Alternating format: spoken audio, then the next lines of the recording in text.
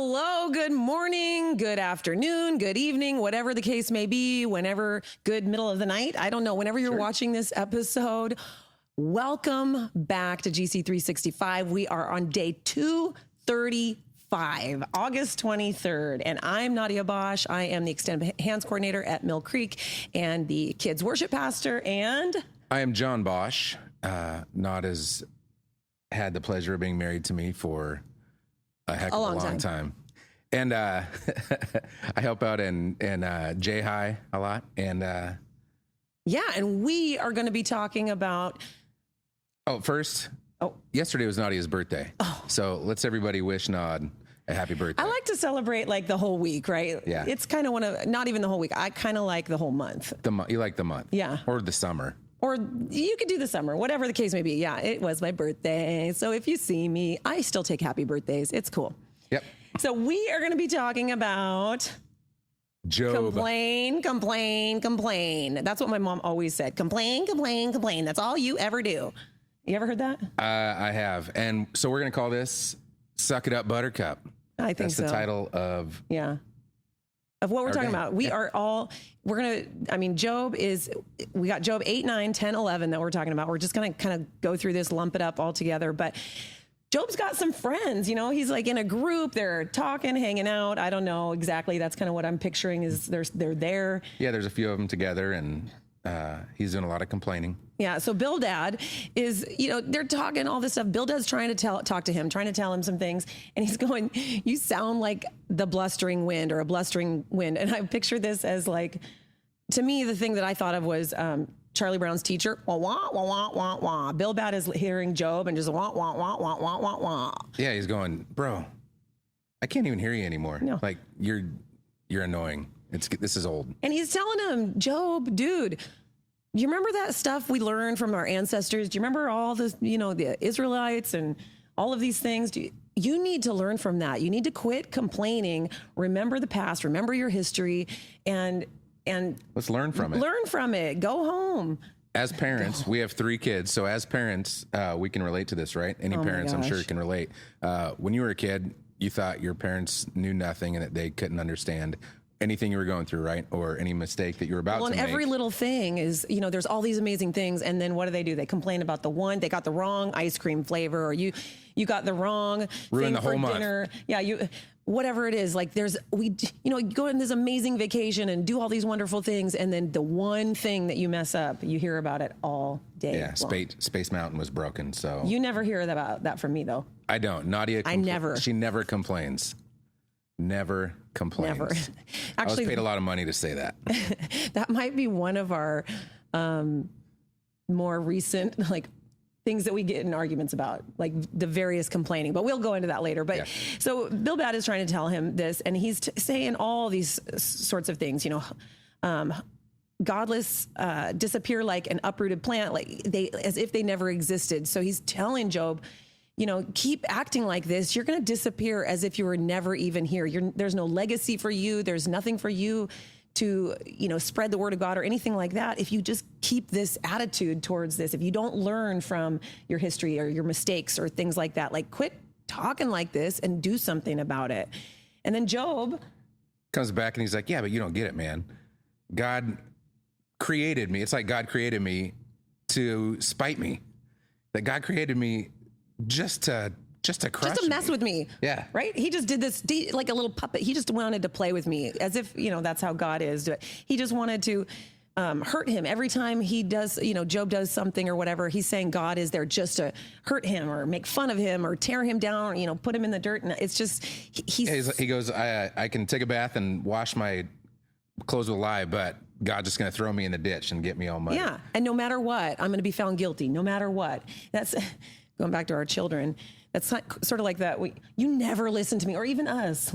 I mean, we say that sometimes, right? Like, you never listen. You never hear me. Didn't you see? Or all of these things just I think constantly. That's all of us. I don't think that's just you and I. I think we all are kind of have a propensity to do that. Yeah.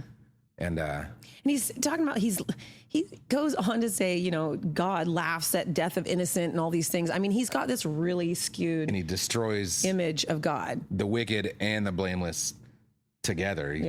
Doesn't matter. And I mean, we'll give Job a little grace because he's been through a lot, right? Yes, He has yes. lost his family. He's lost everything. I mean, I have, when we were in the thick of things, it's really, really easy to focus on all of that negativity, all of what you've lost, all those things, as if all of these things are just happening to you.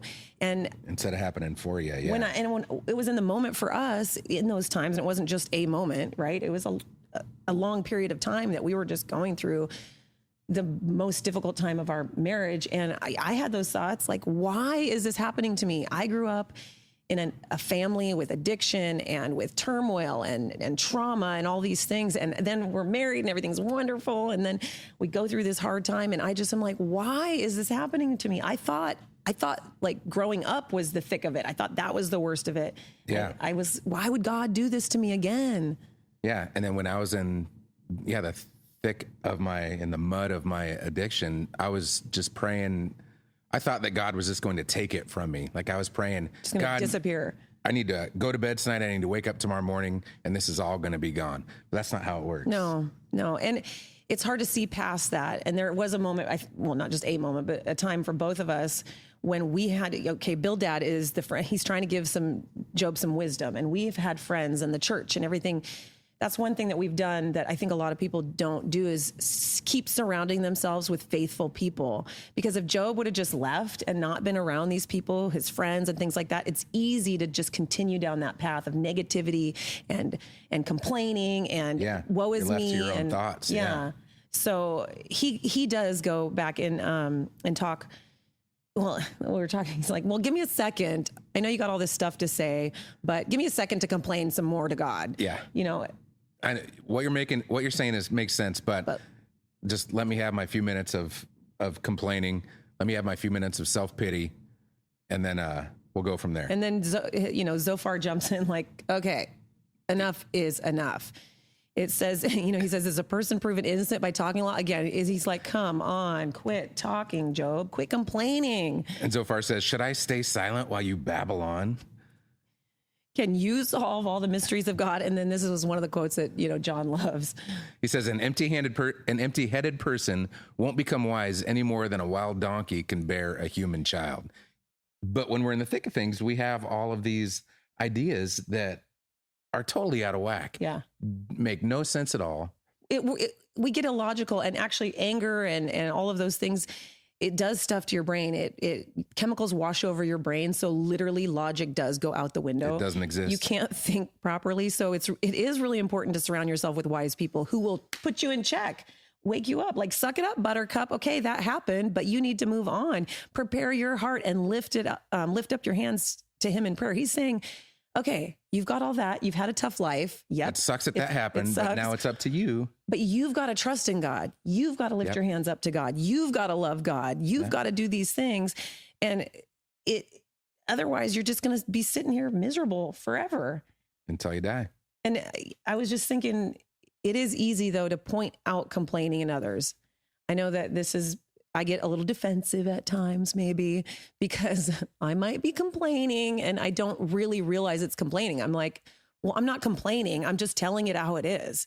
And I'm just saying. I'm not complaining. I'm just saying. Just saying. And I felt like when I was reading Job, oh gosh, that's me. Yeah. You can't see your own and complaining. Me too, not just her. It's all of us. Yes. But it really spoke to me that it is complaining. We fool ourselves sometimes and say it's not complaining, but it really is. And it's so easy to point it out in others. We see it in our kids. All you do is complain. And like I was saying about my mom, complain. I'm sure some of you have heard that from your parents too. Yeah. And it's easy to point out in each other. Right. But it's hard to actually realize that you're doing it. And see it and move forward. Turn that complaining into praising God, asking God, listening to God. Also, I want to point out that Job's got these friends that are very wise, and Proverbs, as we've gone through all, Proverbs so far, it talks about that all the time. Be wise, use wisdom, don't be a fool, all these things. And he's got these wise people in his life that are trying to give him this wisdom and the path, like, choose God's path, pray, do all these things. So he's kind of in a lucky spot because he's surrounded himself with I shouldn't say lucky. Yeah. He's with good guys and good godly men that he can bounce stuff off of. And in the church, in our faith and in our environments and things like that, if you're not surrounding yourself with people who will put you in check, call you on the carpet, tell you the truth, you get this idea that you're always right. You never do anything wrong. And we know that is your stuff don't stink. Just not true. It's just not true. And we get a false perception of reality when we do that. And so if you're not in a connect group, or if the people around you are just always agreeable, I guess, and letting you do whatever you want to do, that's not love. Yeah. It's there's no accountability there. There's no kind of, I don't know. What we're saying is surround yourself with Bildads and Zophars. Yes. Get the people around you who will tell you the truth. And John, no problem, right? I'm a little too truthful sometimes. Those of you who know me would probably. Sometimes the truth hurts, but that's okay. That's part of love, right? Yeah. Yes.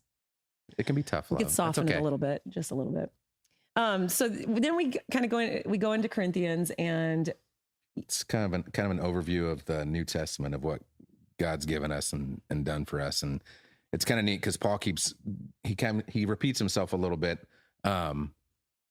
He's talking about the resurrection and all the things that happen. He kind of gives a Cliff Note version of what happened with the resurrection.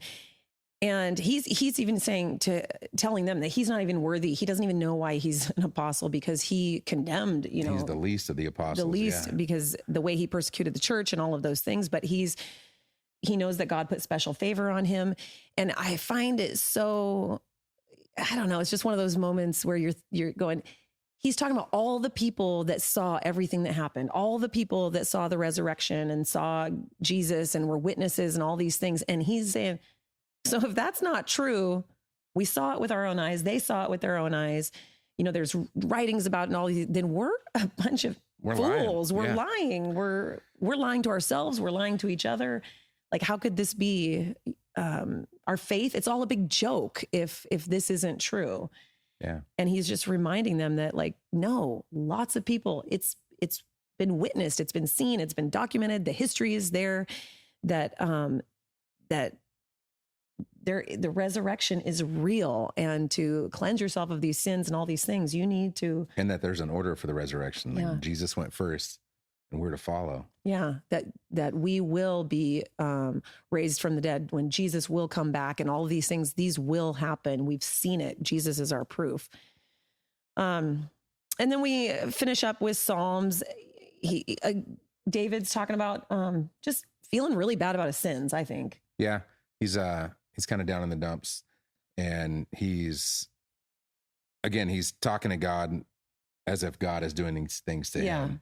It's not about his at first. And then he kind of changes his tone, because then he talks about his sin is causing him to have bad health. And right. And I think it's kind of like, it's a process that we all go through, right? Like, we complain about it, or we think that somebody else is doing it. Then it's almost like he's talking it out. Yeah. Hopefully we take that we see the responsibility that we have in this situation, take that responsibility, confess, repent, do all those things, take that responsibility. Yeah. And then praise God for bringing us through it. He does talk here about his health is broken. He says this a couple times about his health. And sometimes we think our health, we haven't worked out, or we haven't done these things, but we don't always take into account that a lot of stuff that is happening in our life, our aches and pains and bad health and things like that, are caused by internal conflict. They're caused by the sin that we carry, the guilt that we carry, the stress that we carry. And so I think it's important to note that his health is bad because of all of these sins and things. And he does need to confess it, and he needs to get it out. And a lot of times that's what we need to do too. Surround ourselves with godly people, wise people, professional people who can help us, so that not only our mental health, but our physical health we can be well and good and restored. Yeah. Be restored. And he does, confess his sins. And we end with Proverbs about being truthful and think things through. Like, don't act quickly. Don't, hold your tongue. Use that forethought before you do. Right. Don't jump into things. Don't let your emotions take over, because they normally lie. So kind of like Job was right doing. Yeah. He's like, all this complaining, but we come back to Proverbs saying, okay, stop, take a moment, take a breath, maybe talk it out like David just did in Psalms, talking it through and then taking ownership and responsibility, and be truthful, because you know where lies get you. Yep. Nowhere. All right. Sounds good. Thank you, guys. All right, so we are going to quit complaining. We're going to suck it up, buttercup, take responsibility, take action. Surround ourselves with godly, wise people we trust. Yes. And that will trust us enough to love us. There we go. That's all she wrote. You guys have a great day, and we'll see you back tomorrow.